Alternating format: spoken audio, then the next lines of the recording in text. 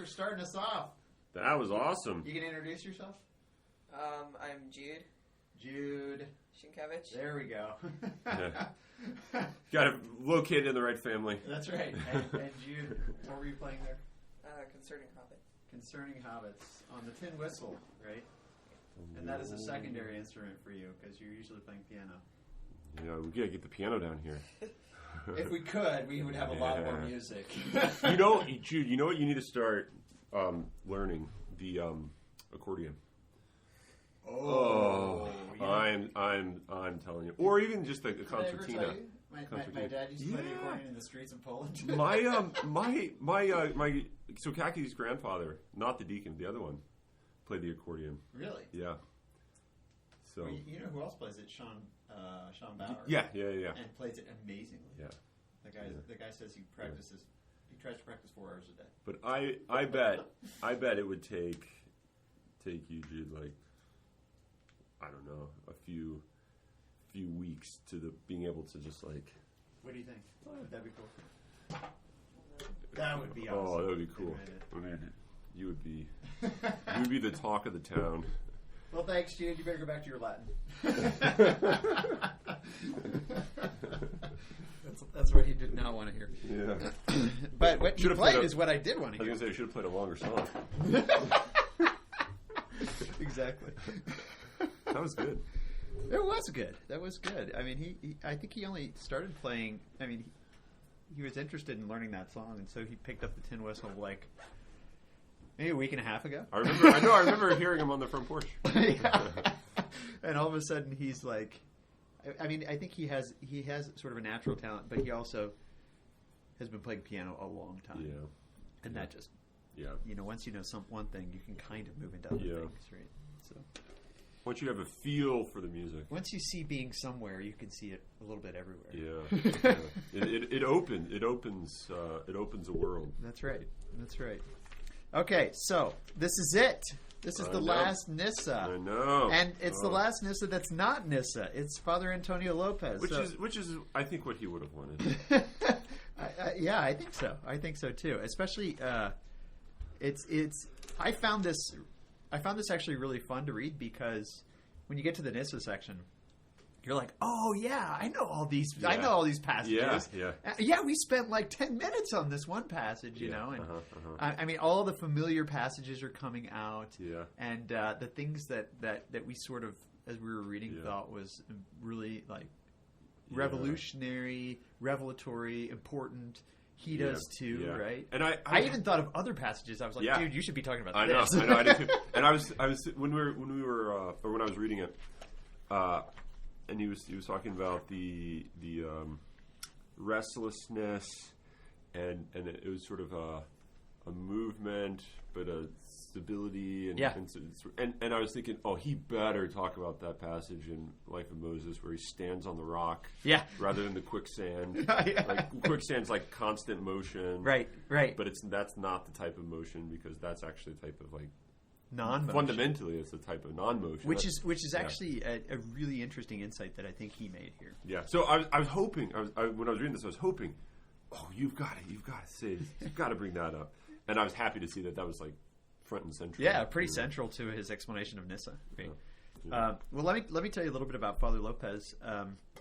He was supposed to be here this spring, as we talked about. But I think he's coming next spring.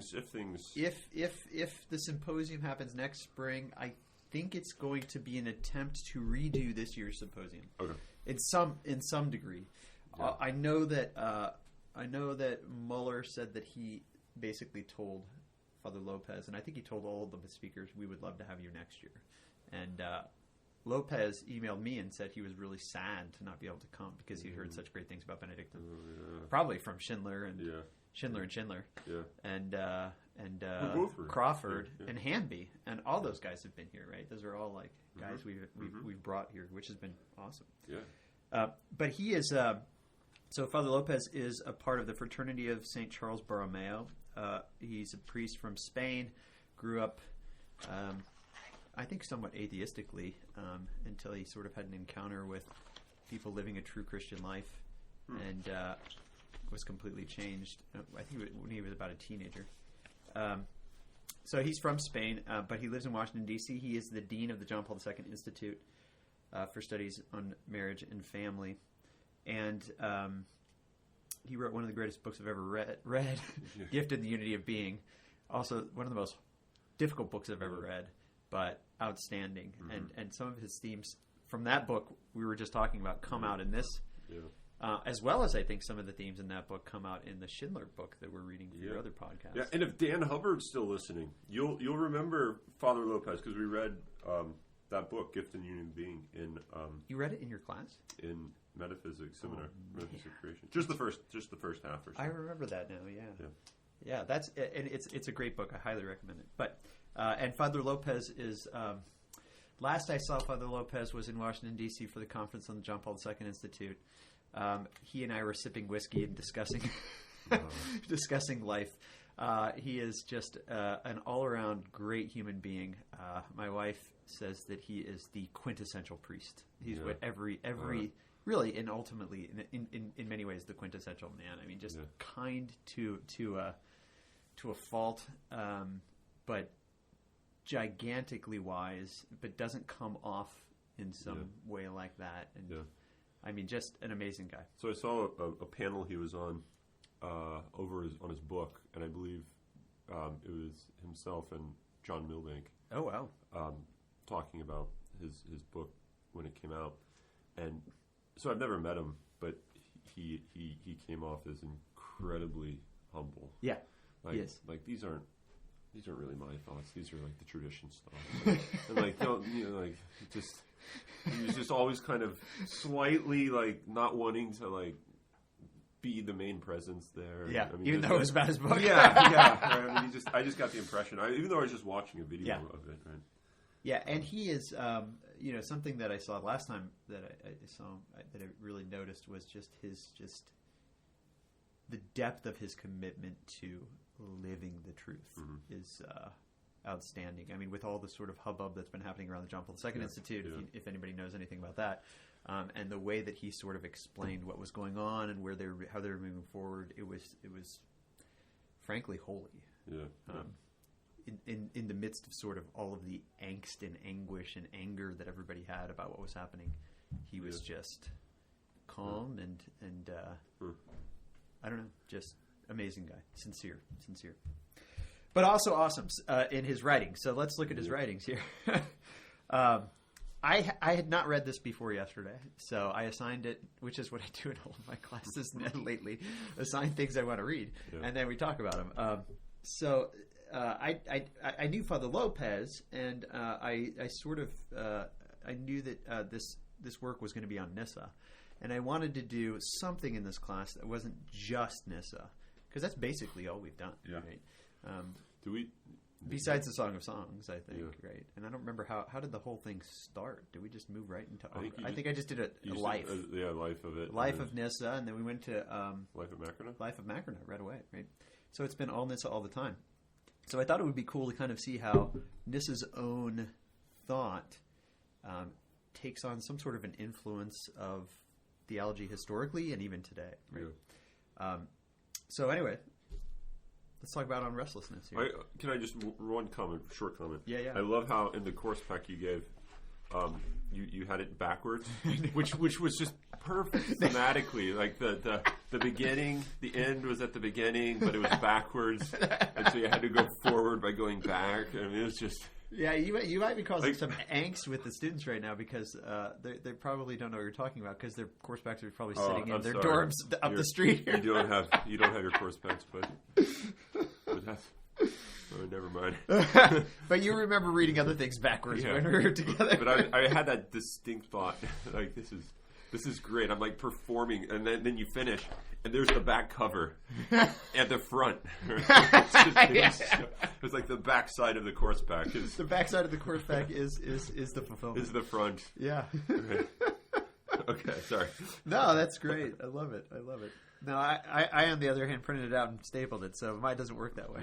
Yeah, but anyway, let's talk a little bit. So he kind of has three sections. I'm interested in just going through each one and culminating in this Nyssa section that he has at the end, right? But if there's anything that I've recognized with Father Lopez, he's like solidly steeped in the tradition, but yet at the same time standing on that rock, to use the mosaic imagery of Nyssa, standing on that rock, he is not afraid to say things that seem really scandalous. Which he does here, right? I mean, even from the beginning, right? Scripture tells us that upon finishing his creation, God rested to take delight in it. It also tells us that he commanded man to rest, right? And he talks about the nuptial vocation. But goes on, he says, on the other hand, though, God himself knows no rest. God accompanies man, asking him to follow him to an unknown place. But he has his explanation of God as resting in man, which immediately I'm like, wait a second. Can you really say? Yeah. I mean, I would have been much more scandalized by this a couple of years ago, I think. But to say that God rests in man, or that his restlessness, as he says on the top of 177, he says, because Christ has revealed God to be absolute love, restlessness cannot be the absolute's restless process of superseding itself, in as he points out, in a Hegelian sense. Rather, restlessness indicates God's own being love in himself, begetting, inspiring, and for man, creating and redeeming. So I think, thinking of my own intellectual history, 5 years ago I would have been like, restlessness in God, dumb. Right? Wrong. Right. 3 years ago I would have said, okay, I get it. He's restless in himself, the beginning and inspiring. But for man, dumb. And now I'm like, okay, like let's see what you have to say about this, because it's basically getting into this theme of God's erotic agape for man, right? That he has a desire and yearning for man, maybe a super yearning if we're going to use sort of Balthasarian language. So the way that he frames the paper was, so after that passage, he talks about man's being created ex nihilo in God's own image reflects the ontological structure of this. So that's something that we saw throughout a lot of Nyssa's works, was that man, in virtue of being in the image of God, can kind of take on that ineffability, and that paradoxical... Right. And the stability in movement in this paradoxical way. Yeah. And also take on sort of his... I forgot what I was going to say. His infinity, I think. That he is, in some sense... And this is just what theosis is, right? Deification. Right? And so... Gosh, this is what's been really helping me in all the readings that we've been doing this semester since coronavirus hit, has been sort of a getting over substance sort of centered metaphysics, right? And so even and this is sort of just coming to me right now. Even the idea of deification, like what does it mean that we become God? I sort of have been, even though I kind of understand that there's sort of this this participation, whatever that means, but I've concentrated a lot more, or maybe too much, on the side of sort of unity to the point of identity, and taking identity to mean substantial identity, which to me, I think it's sort of this like latent, substance-heavy metaphysics that makes me think substance is the real only unity. And I think reading Schindler has been really helping me, but this also has been helping me to see, no, there's actually a unity above substantial unity, which is kind of crazy to say. But this is just what the Trinity reveals, right?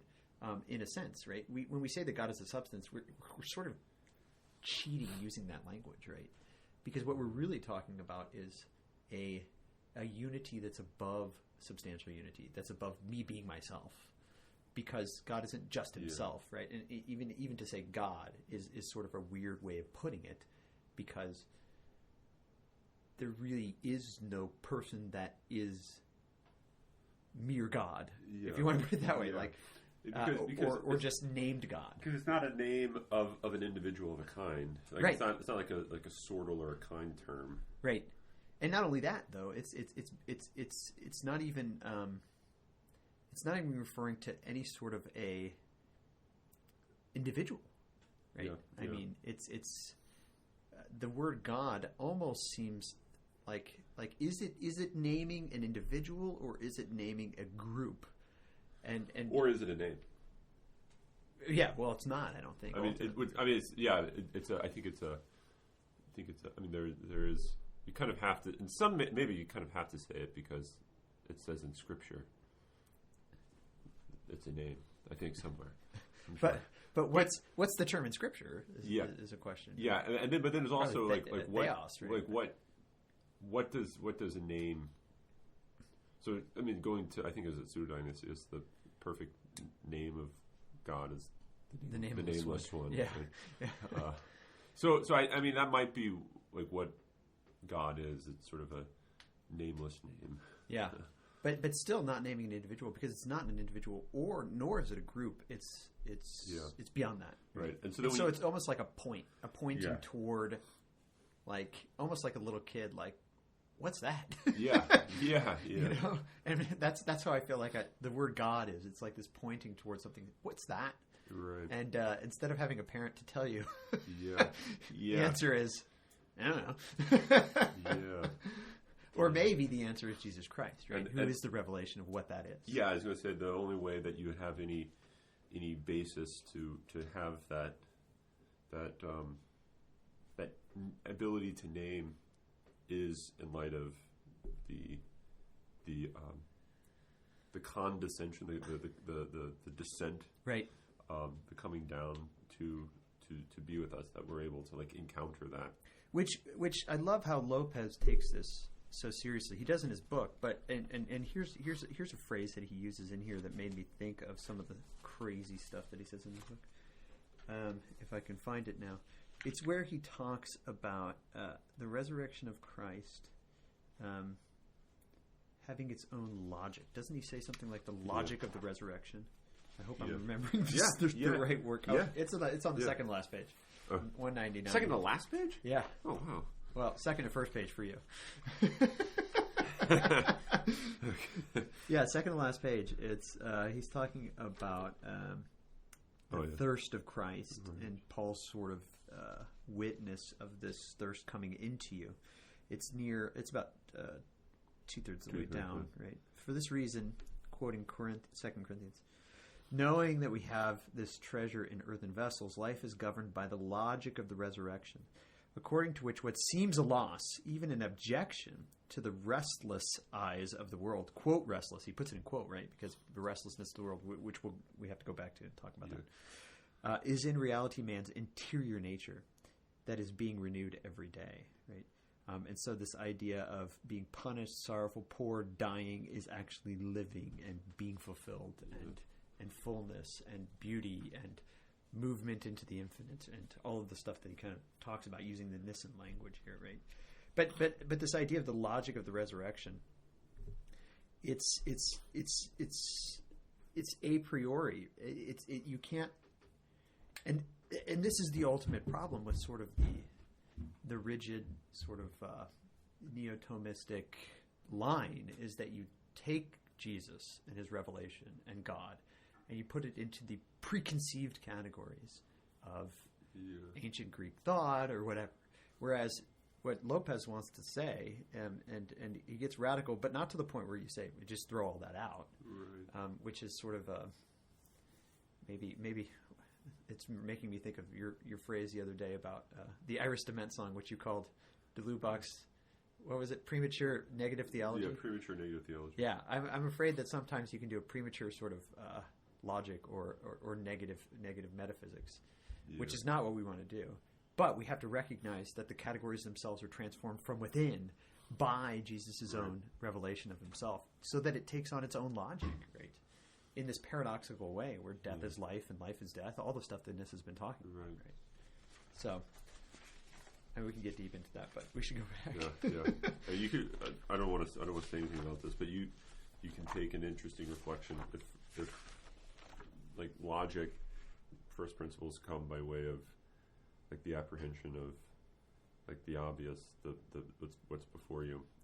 Then if it turns out that what's before you, what you have direct experience of, which is sort of the grounding experience of first principles, is actually love via, Christian resurrection. Right. Then the first principles of logic, the logical principles upon which all rational inference is rooted or comes or flourishes, I don't know, is going to be ultimately rooted in love, not in opposition, which seems to be what categorical logic is doing. This is defined in opposition to.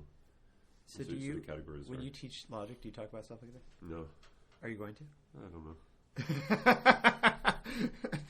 know. Probably not. It seems like if you don't, then you're kind of giving them non-Christian logic. Yeah. That's what I'm giving them. Not to put you on the spot here, Jager, but this is a really interesting question for just the pedagogy of logic, which is a class of Benedictine offers that you often teach. I raised this point to J.C. Beale, who's a professional logician. I don't think he's not magician, logician. He was sort of sympathetic. I don't know. I think he's Christian. I don't know of what denomination, but he was saying stuff that sort of sounded like de Lubac, because he had this sort of wacky logic, which I think is kind of cool logic, that allows for like contradictions and things.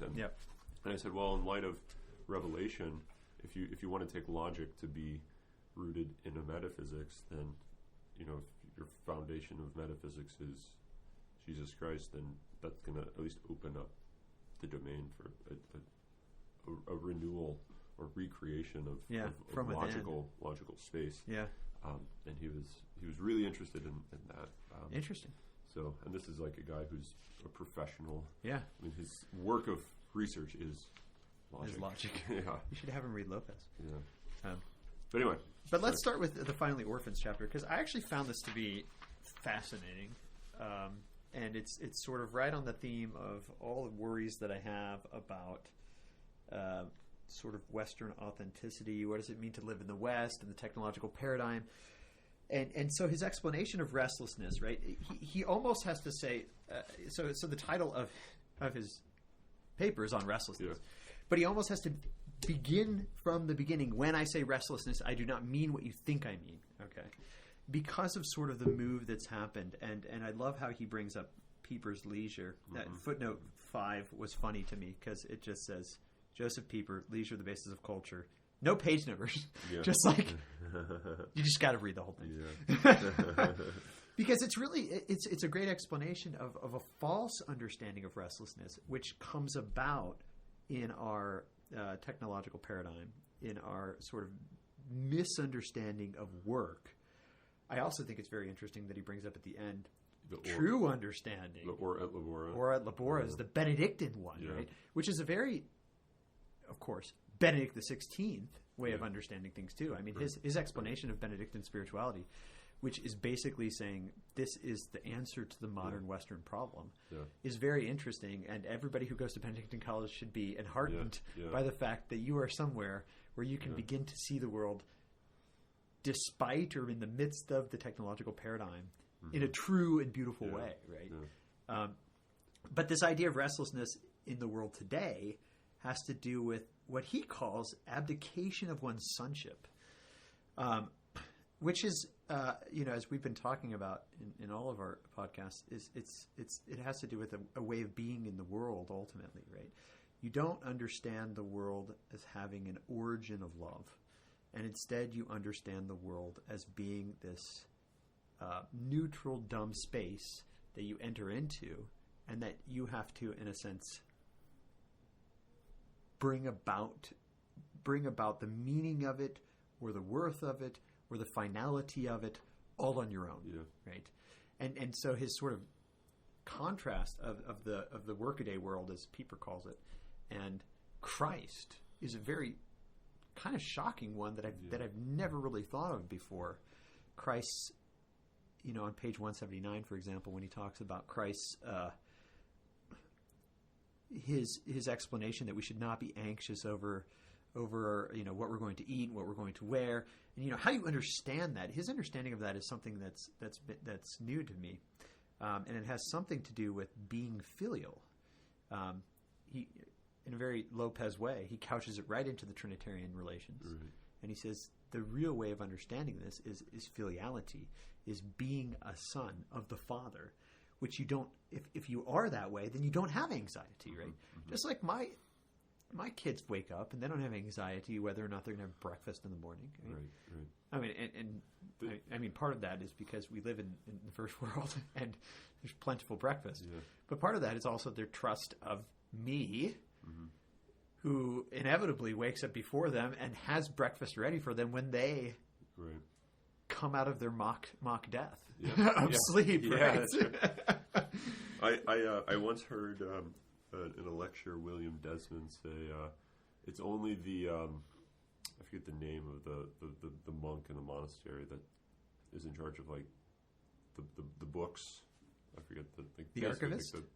I don't. I mean, like the financial books. Oh, okay, okay. The prior or no? The bursar or whatever. Oh, okay, okay. Probably the bursar. But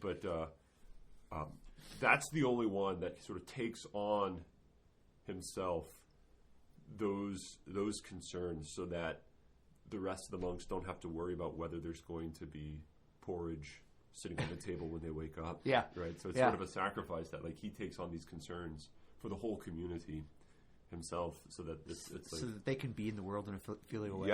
Yeah. Which makes me wonder, and this is of course a modern Western problem. It makes me wonder this false understanding of freedom that we have, where we see marriage as a ball and chain and family as something that takes away from my freedom. If it actually, in fact, causes everyone to be bursars. Yeah, you have to manage your own affairs. Yeah, which is like the bursar of the monastery is still ultimately not a non-filial kind of person, because he sees and he experiences and he lives with and he creates anew this relation with the others who are living in this much maybe freer filial relationship, and so he can be filial in them or with them, right, or in the midst of them, just like how helpful is children to our own spiritual lives, right? Yeah, so the way that I was thinking of this, well, the way I'm thinking of it now in light of what I read, in light of what you're saying, and this example of the bursar, I think he basically is doing what's like the Christic move, or I mean, the way of living. He's sort of taking on this. The bursar is. Yeah. He's taking on this anguish, this. I mean, you go through the how he describes the agony in Gethsemane. Yeah. That's what the bursar is doing, so that you have this ability opened for others to, I mean, not really be free of it, so that it's not something they have to ever encounter, but they're sort of free to be able to then once again enter in their own way. Like, I'm sure the cook has concerns that the bursar doesn't have. Right. So it's this sort of mutual service, right? So that one is opened to the other to serve in a way that the original wasn't. So I was thinking that you sort of take on these agonies only in light of a unity, and it's these agonies that sort of give rise to a unity. And so there's like a restlessness in this individual task, if you want to put it that way, that is actually arresting within this broader community. Right. Yeah. No. That's kind of what parenthood is. Right? Yeah. That's exactly what parenthood is, as a matter of fact, because the child needs to have an environment, very Montessori, an environment that is prepared for them, that they can encounter the world in wonder without encountering the world in anxiety, which is the thing that he continues to bring up. And he brings up that book that you told me that I needed to read. Wait, what book? Balthazar's on anxiety. Oh, yeah. Christianity and anxiety. Christianity and anxiety. Yeah, I mean that. That's right. Yeah, I need to read that book. But going back to the workaday world, this was a real revelation to me, and it made me like immediately stop and think about my own life. Bottom of 179. Unfortunately, the inability to see, there it is, that one's own filial relationship with the provident Father is the very source of newness, leads to the anxious need to possess ever more new goods in order not to remember the one who is really longed for in each of these finite goods. Right? There's your idea of beauty right there. Right? Yeah. Actually, he talks about it in the footnote right there. Yeah. The longing for eternal beauty, which determines Augustine's religious understanding of restlessness. So, what is it?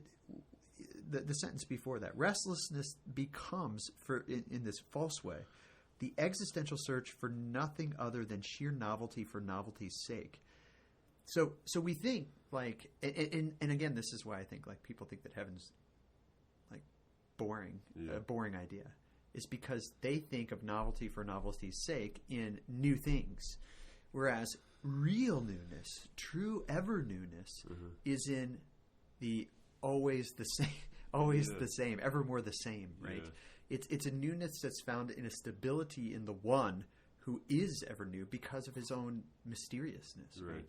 Which is true of the human person too, which is why friendship is a real thing, where you have a friend and it's not like, oh, I'm done with that friend, I'm going to move on to another friend because I need something new, right? In fact, I mean, this is, how does the throwaway society and consumerism lead to divorce and remarriage and things like that? Exactly. Because you're seeking novelty for novelty's sake, rather than recognizing that true newness, the very source of newness, is in the mystery of the person, and most especially the mystery of the person of the Father, who himself gives creation in a way that can always be encountered in a never new way.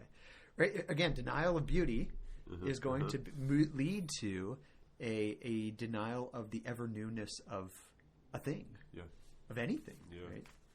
Yeah, because it's something that you can always get beyond or get past, or at least that possibility is always on the table if you don't really see something as what it means to be truly beautiful in kind of the Platonic sense. The mutual indwelling of the mystery. Then it's something you can always move beyond, or you will at some point have to. If you fully understand, fully appreciate, fully get this, you're going to have to move beyond it. Yeah, because you yourself are a mystery. Right. Yeah. Well, no, I was saying like you. So this is like, I wrote YouTube on the margin. Okay. Yeah. Okay.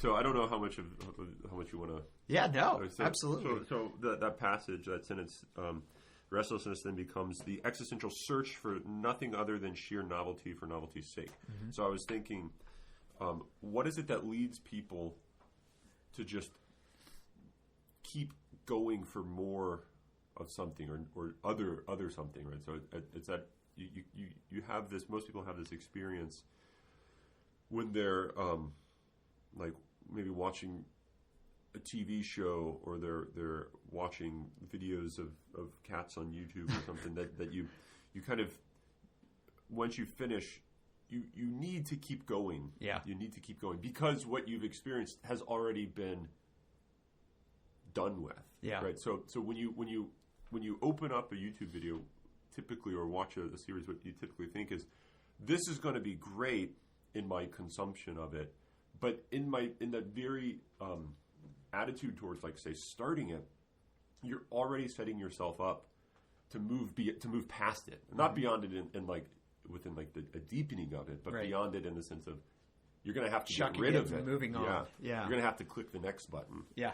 And move to the next thing. Luckily, YouTube sets up that you don't have to. You don't have to. You just have to wait 10 seconds. And then you're restless. You get restless during those 10 seconds. And then maybe watch an advertisement. Yeah. That makes you think, I should buy that. Maybe watch an advertisement. No.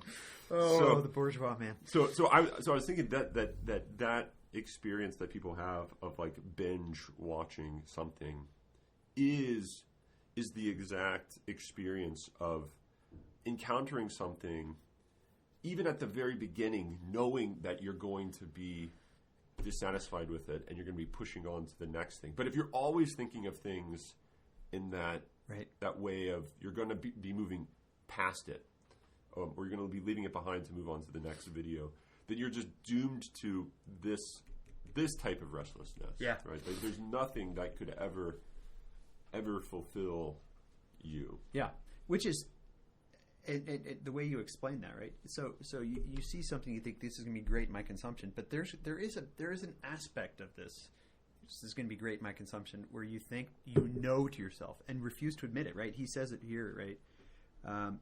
Leads to the anxious need to possess ever more goods in order not to remember the one who really. So it's this because ultimately it's an atheism, right? It's you're not remembering him because you've rejected that he is, and so when you engage in something in this non-beautiful way, and you say, "I'm going to have to move past this," then you move into it in a slothful way, as he talks about achadia here, when he says, "It is an aggravating, depressing sadness." Everything that you encounter with sort of this excitement, but sadness, but not in a good Nissan way, right? Which I think that there is something true about that, even, right? And maybe it's not even sad because it's wonder, but we'll get to that. But the sadness, he says, you're unable to rejoice over the good that God is, 179. And this, I think it's that sadness. And he talks about how you're always going to have to move on because no one can dwell in sadness, as he quotes Aquinas. No one can dwell in sadness for long. So you move on because you have to find something that takes away the sadness. But the sadness is always going to be there because you've rejected beauty. Mm-hmm. But it seems like that this sadness ultimately comes about because of, as he puts it, right, becoming an orphan, abdicating your own sonship, saying there is nothing beyond the surface. If you think this is really important and worth thinking more about, then you need to read the Brothers Karamazov. I don't want to give anything about the plot away, but I think it's about this. It's about this. Interesting. The abdication of sonship. Interesting. Does that bring about the destruction of the father? And the destruction of self. Yeah. Right, ultimately. Right? Yeah, because once you break down the relation of son and father, then I don't want to. Nothing's left. I don't want to. But yeah. But just to sort of this negative concept of restlessness, as he talks about it. He talks about a rejection of the primordial goodness of creation, and hence of its source, the Father. And he has this great quote from Ratzinger. Whenever I see Ratzinger, I get excited, right? Starting at the bottom of 179. The restless man here runs away from that beauty, there it is, from which being comes to all existing things, and insatiably seeks the new. Man treasures novelty because, as Ratzinger explains, it is a replacement for the loss of divine love's inexhaustible wonder or surprise. Wow. I mean, I think that's amazing. That going back to Schindler's explanation in our other podcast of this is like an advertisement for the other podcast all the time. Yeah, but the other podcast is an advertisement for this one. Yeah, I know. But this rejection of beauty is going to lead to a negative restlessness because of my desire, which is an infinite desire. Right? Yeah. And again, that goes back to Gregory's own understanding of the image and likeness of God that we are, which means that we are unlimited in our movement up. Yeah. Right? So then he starts to contrast all this with Christ, right? And he says that Christ invites us to dispense with all anxiety about what we will eat, drink, and what will happen the next day. And ultimately, he says, Christ's lack of anxiety comes about from his own filiality, if you want to put it that way, right? His sonship, and therefore he lacks a concern for himself, which is what the sort of this restlessness is that he talks about on top of 181. His claim is rather that concern for oneself, which always has an eye on one's own future, lacks authenticity if it is unaware that the origin of man's life and of reality is a provident and benevolent Father and not a hostile, jealous divinity. And that hostile, jealous divinity makes me think of Jansenism. It even makes me think of, just the immovable prime mover of Plotinus. I mean, we love Plotinus in many ways, but we have to recognize that there's something that's missing there, right? That there's not the Father of the New Testament that is revealed in Jesus Christ. And it seems that that's what's indicated at the very bottom of that page, 181. Oh yeah, I even wrote on the side, "This is against the prime mover." You get the prize. to speak in terms of Greek mythology, we could say that Christ overturns the notion that Zeus had to become an orphan by killing his father Kronos in order to secure his own immortality. Instead, it is God the Father who desires man to be part of his own eternity. Okay, that's scandalous right there, right? Very, but that's Christian. That's the thing. Christianity is a scandal to the world. It's a scandal to the Greeks. That's what Paul says. A scandal to the Greeks. Yeah. And I mean, I love how he fills this out. Christ then urges man to relinquish his false understanding of God as an apersonal, immobile solitude. Mm-hmm. He destroys the idea that God is a solitary one who neither needs nor wishes to deal with man's affairs and whose eternity, unlike man's time, is perfect stillness. Yeah. And he goes on to say, God actually is triune. It's triune, yeah. And then, yeah, so ultimately then, the end of man, and he's already leading into Nyssa here, the end of man cannot be stillness because perfect being is not stillness. Yeah, right? Yeah. That's the point. Yeah, and I mean, it's in some ways it's the cry of Augustine that he's has this restless heart, which is restless in say the bad sense throughout much of his life, because it's this attempt to attain, possess something like the most perfect YouTube cat video. Always recognizing, or Manichaeism, one of the two. Yeah, one of the two. Right? But it's always recognizing that it's going to be moving. You're going to be like moving beyond that or past that, right? Or disposing of it at some point, because it's something that you kind of approach in this solitary way. And so I think you get a different version of hope. It seems that you have the hope that, oh, this will be the last video that I'll finally be like satisfied and happy. Like, okay, right. I've watched the 192 episode of Friends, fully satisfied now. This is it, right? And that's why you're driven to watch more and more, because you're kind of like, this is going to be the one that like stills the night and I can finally get to sleep. But no. Right? But so it's a different type of hope that's in play here. Right. Right. And hope is a big word for him in this. Yeah. But you can only have this real true hope if you, I like how he puts it in 181, that Christ wishes man to learn to look at the world and at himself with Christ's own eyes. Right. That's, again, there's this language of sight here, but how does Christ see the world, right? He doesn't see it as abdicating his sonship. Instead, he sees it as, because he is his relation. Mm-hmm. Therefore, what is the world? Balthasar has a beautiful meditation on this in the Unless You Become Like This Child, remember? Yeah.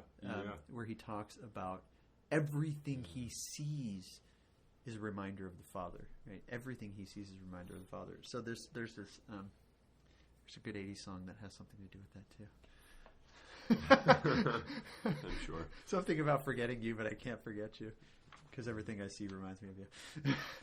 I can't remember, right? Okay. But anyway. But that's the idea, right? So if you see things as they really are, then of course, like, I'm just staring at this basement door thinking about this. It's an old wooden door. And I'm looking at that, I'm like, that should remind me of the Father, because it is participating in him, and he is giving. It is his very gift of himself to me. Right? Yeah. And if I don't see that, then I don't see the door. I don't see the door for what it is, right? And so that's where this anxiety and this bad restlessness comes about. So what Lopez says we have to do is that we have to. Before I say that, footnote 18 and 182. 18. Okay. Richard of St. Victor. Remember I told you? Yeah. He was really into Richard of St. Victor. Yeah. And this quote is amazing. Love must see what it loves, since love is like an eye, and to love is to see. What a great line, right? Yeah.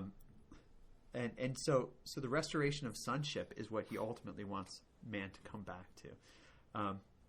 He says this on 182 in the middle. Christ achieves then, from this point of view, what he achieves from this point of view is the restoration in man of the faith that recognizes the greatness of his own sonship and the hope that knows how to receive everything from the ever surprising love of the Father. Right? It is here that the positive sense of restlessness begins to appear, which he explains at the bottom of that paragraph. The restless relation of love, according to which the more is given, the more one desires to receive and reciprocate. This is the bride in the Song of Songs, right? That's exactly what's going on there, right? So Christ takes on man's no in order that his yes can become the thing that we say to him, right? Which gets us into Maximus in the second section here. Yeah, because it's through obedience. Yeah, it's through Christ's human obedience, right? And he takes a very Balthasarian take on this too. Maybe it's just a Maximus take. I don't know. Yeah. I mean, Balthasar was influenced by Maximus heavily as well. Yeah, so is Adrian Walker. He wrote a book on Nyssa and Maximus. And another book on Maximus, right? Two books. Two books. Yeah. Which tells you something about Balthasar's own sort of where he's being shaped, which again makes me think great Catholic thinkers, Maximus the Confessor. But Ramage would kill you if you did that. No, I don't know. I think he'd applaud it because he has to do all sorts of other stuff. Oh, that's right. Plus, he always says great Catholic thinkers, Ratzinger, anyway, which I also want to do. Yeah. But every class of his is. That's what I mean. Okay. I mean, he's never actually taught a class called Great Catholic Thinkers, Ratzinger. It's just all of his classes, which is a good thing, right? Yeah. But here's the Balthasarian. What I think is the Balthasarian move, right? He talks about Christ, and he quotes Ratzinger all over the place, which is beautiful. And I'm reading Introduction to Christianity in my intro class, and this is coming up all the time. That Christ allows the Father to determine himself, right? The way he puts it on 184, he says, being one like us, this is in the middle here, he reveals that the greatness of man, as we also see in Mary, is to receive everything from him, to be for the Father, for the one from whom all light and understanding proceed.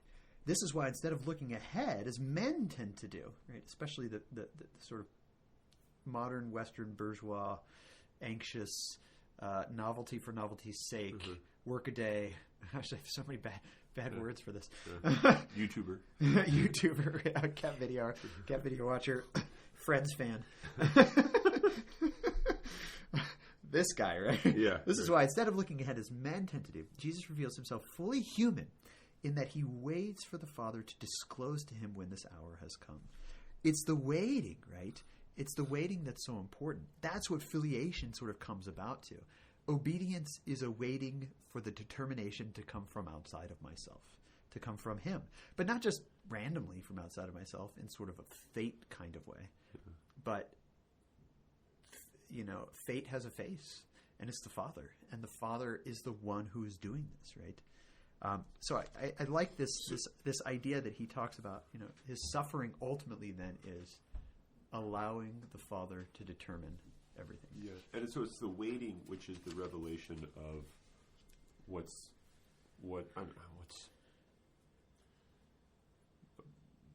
central to the Son. It's the revelation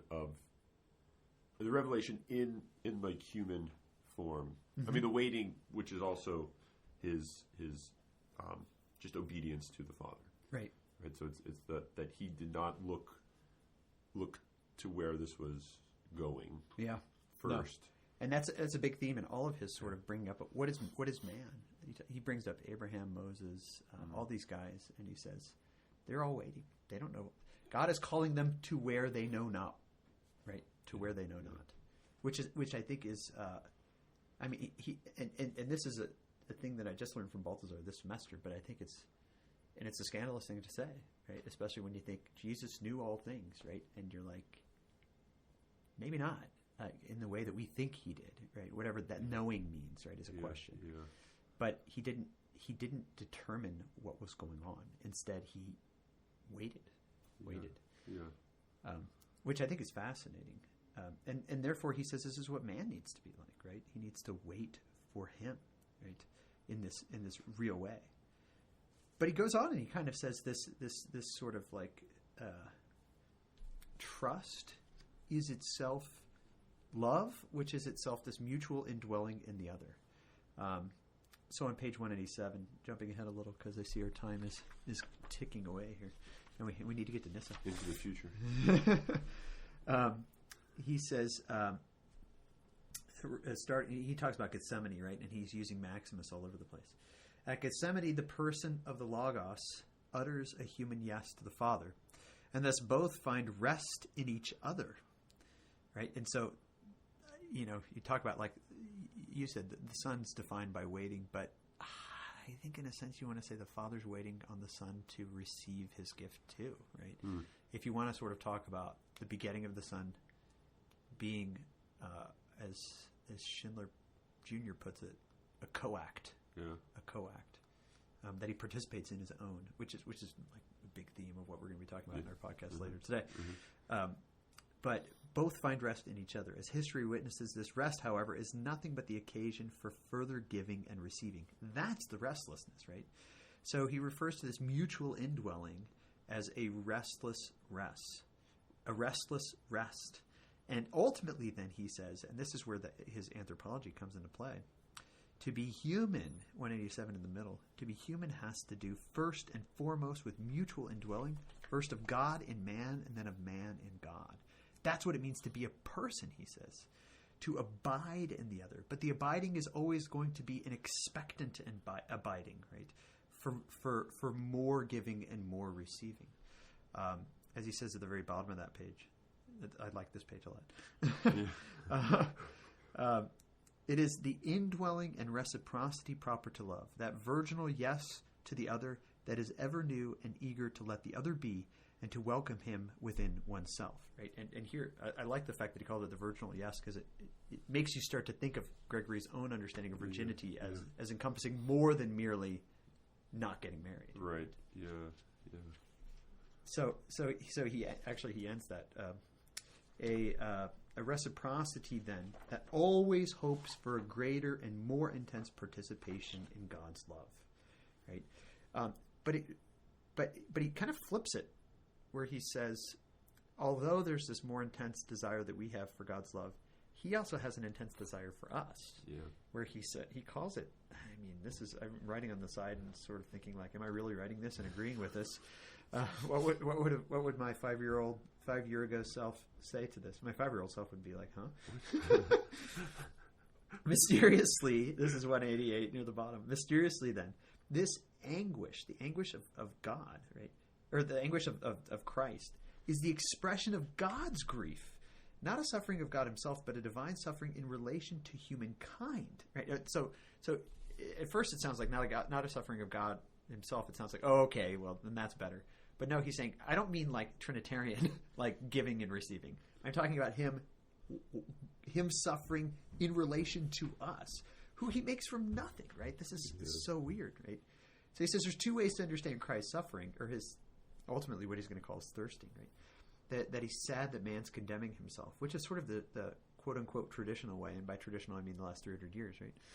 But second, and more importantly, page 189 at the top, for our investigations, Jesus' agony at Gethsemane is also in a certain sense a trial of hope. He knows that although everyone will be scattered, he is not alone because the Father is with him. So it goes back to this idea of seeing the world in the Father, right? And that his trust of the Father, even on the cross when he says, you've abandoned me, he says he still has trust that he's with him. And of course, if we understand this in sort of a Trinitarian light, he is his relation to the Father. So how could he not be with the Father? Yeah. In fact, Ratzinger, in Introduction to Christianity, says the reason that he conquers death is because he enters into the great solitary moment of death that everyone enters on their own, but not alone. Yeah. He enters it with the Father, and therefore he destroys it. So it's almost by the or in the hypostatic union that you're able to make sense of the Father, why have you abandoned me? And yet you're ever present. How so? Explain. So I mean, it's only by, say, in some ways, by being human, that. So I mean, it seems like there was an experience of abandonment, and yet at the same time, it wasn't like an abandonment of hope. It wasn't despair. Mm-hmm. So it seems that it's only by being fully human that he can fully experience the abandonment of the Father, and it's only by being fully God that it can actually be the case that in the abandonment experience of the Father as human, that one can be still present to the Father. Yeah, so that's just a ridiculous paradox, right? It's like the abdicator and the restorer are one. Yeah. The restorer has been abandoned, but yet thereby conquers the abandonment. I mean, right. This is like the terminology that's used is that he who knew not death conquered, died and thereby conquered death. Yeah, and that's exactly how Ratzinger explains Jesus' own death, conquering death by not entering, in a sense, not entering death because he entered it with another. Right, and so you conquer abandonment by entering it with another. Yeah. But how can you enter abandonment with another? Right. This is why I really think that the debates about the hypostatic union, about the oneness of Christ, they're not just like interesting metaphysical, conundrums, historical stuff that is going to affect what we say on Sunday mornings. Yeah.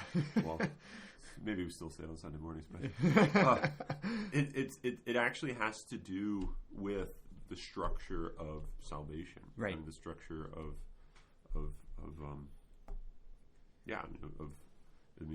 it's eschatological. It's like the metaphysical economy of salvation itself, in a sense, demands something like this. Yeah. Right? Not demands in sort of a logical necessity. Yeah, or even like a sort of an angry God demanding the death of his son or something like that, right? Which we would definitely want to reject stuff like that. But instead, it's sort of like it corresponds with just the way being is, right? Yeah.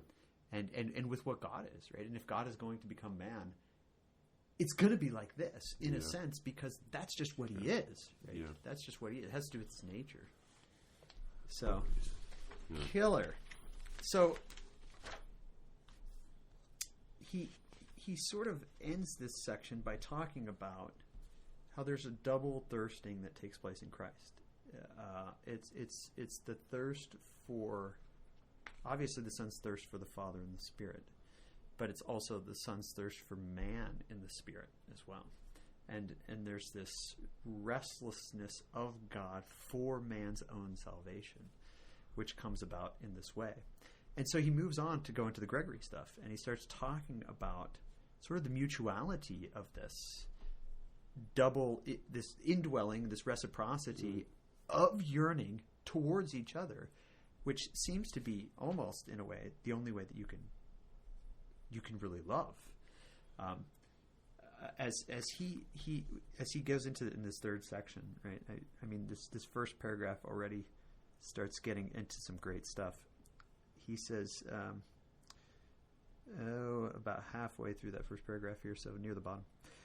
Human restlessness is transformed from a gaze that is tormented by thoughts of death or oppressed by the presence of an unsought, unwelcomed good into a never-ending growth in the beloved, a growth that hopes, desires, and waits to receive the gratuitous, ever-new presence of this beloved. Then he quotes Nyssa here. What could be more sublime than being in the beloved and welcoming him whom one desires in oneself? What seems to be the arrival point, telos, is always a new beginning, arche, right? And so there it is, right?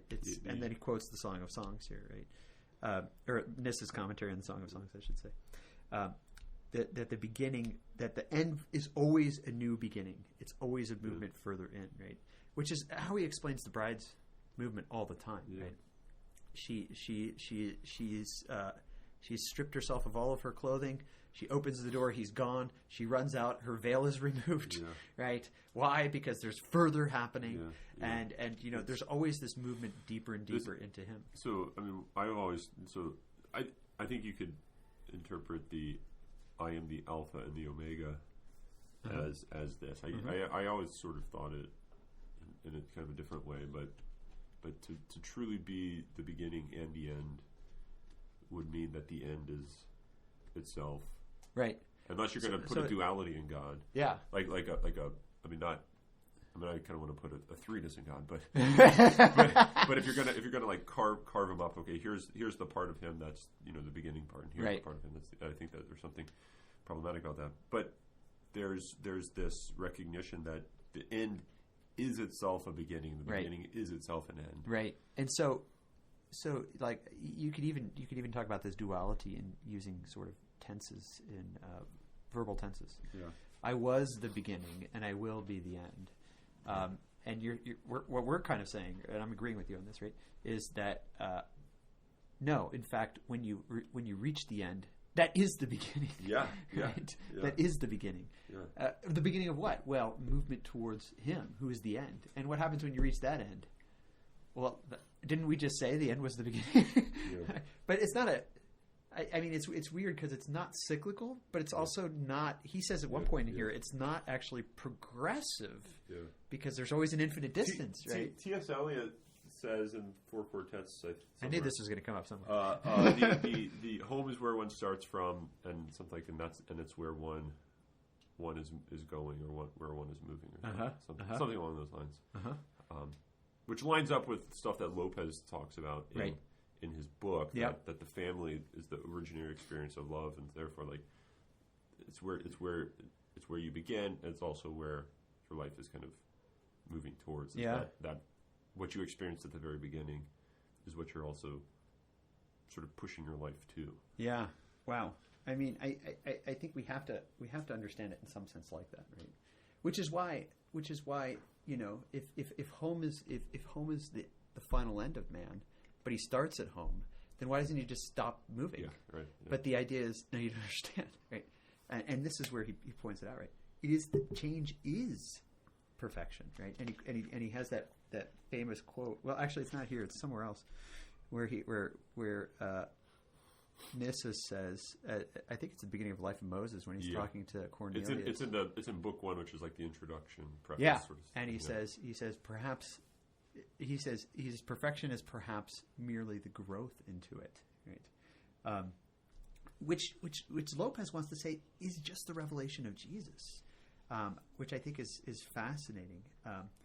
As he says at the top of 192, he says he's worried that if we concentrate too much on ekstasis, we lose enstasis, right? The standing stillness, right? Which has to have some truth in it, right? We're not going to say that we're not. Christianity is not just the prime mover. Right? It's beyond that, and it also takes up itself that those concepts into it and transforms them, right? And so how he says it here at the top of 192. A brief consideration of one of Gregory of Nyssa's most fundamental insights, its conception of change, will allow us to see that this is not the case, and that the twofold rhythm of enstasis and ekstasis is the ontological expression of love that has revealed itself to be abiding gift. That's fascinating. So it's this idea that movement as stillness is just what love is, right? That's what God is, and that's ultimately what man made in the image of God is too, right? But in a distinct way, where his movement is, I don't know, maybe something like, I'm going to put words on it, and I'm not happy with them that I'm going to put, but I'm going to say something anyway. That God's stillness is in a sense the primacy of his movement, whereas in man, movement is the primacy of his stillness, or something like that, right? Because there is and he points this out, and we pointed this out at some point in our course. That the very distinction, here it is, it's on 193. It is precisely this mobility that indicates the ontological difference between God and the creature, whereas the creator never changes, and the remaining in being of finite beings is a perpetual birth. And yet, we don't want to say that too strictly, and Lopez wouldn't either, right? That the creator never changes. It doesn't mean that he doesn't have something like, as he puts it, quoting... No, this is the other reading. But Balthazar would say something like a super suffering or a super change, or is that in this reading? It's in the other one, I think. It's all melding together. Yeah, So it goes back to that Gerard O'Halloran. Yeah. essay on that Clark continually refers to. He referred to in the book. Yeah. Oh wait, this is the other podcast now. Yeah. But anyway, yeah. I forget where I'm at. Yeah. But it's that we have to have an understanding of immutability in God that is not mere non-changing, but that is beyond changing. Yeah. Right. Yeah. Which would then take into itself some sort of aspect. Aspect is a bad word, but whatever. Aspect of change. Right? That's sort of like this non-changing change, right? And that's what act is. I think act, that God is act, that God that the Father is His begetting of the Son. Begetting is an action word. Yeah. It's a changing kind of word, even though it's not a change because it's an eternal begetting, right? It was exactly what we say in the Creed, right? Yeah. So I think that there's something in that's Lopez is really getting at here. But we should. Any last thoughts on this? I mean, there's so much good in here. Yeah. Oh no, here's a super becoming. God is a super becoming. Oh, there we go. But okay. but it's also brought up in the other reading. Yeah. No, I think that I even that word is even more scandalous. I think, right? Because it's exactly what Plato says is not what God is. Right? Yeah. He is not becoming. That's the difference between God, and it almost sounds Nietzschean, right? That becoming is sort of everything, and yet. At the same time, like we have to understand that that's what's going on here, right? So I think that his conclusion comes about, I think, most clearly right before that super becoming on page 197, where he talks about participation, a real participation in God, the nuptiality of God, right? And the nuptiality is this both standing outside of ourselves in each other. That God stands outside Himself in us is a scandalous thing to say, but it's got to be true. But here's what he says. Yet if it is true that the divine processions are immanent operations in God, and that God is love, it becomes possible to see the difference between the creator and the creature is not so much a difference between immobility and internal growth in the good, which is, again, he's correcting that thing I just read, actually, but rather an analogical and real distinction in the being given proper to love. The being given proper to love, right? So there's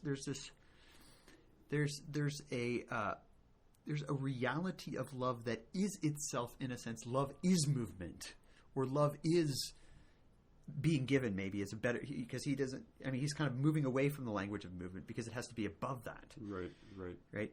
He goes on, though, which would be absolute in God, right? Generation, inspiration, and finite in man, creation. And this is the point I was trying to make, right? Yeah. So it's not that God doesn't change and we change. It's rather that God's being givenness is an absolute one.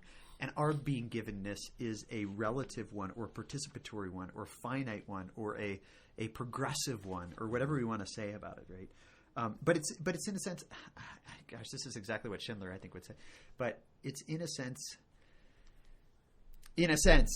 and less in this sense than in this sense. But in a sense that the movement of the creature into God is the same movement of the begetting of the Son, but that it is progressive.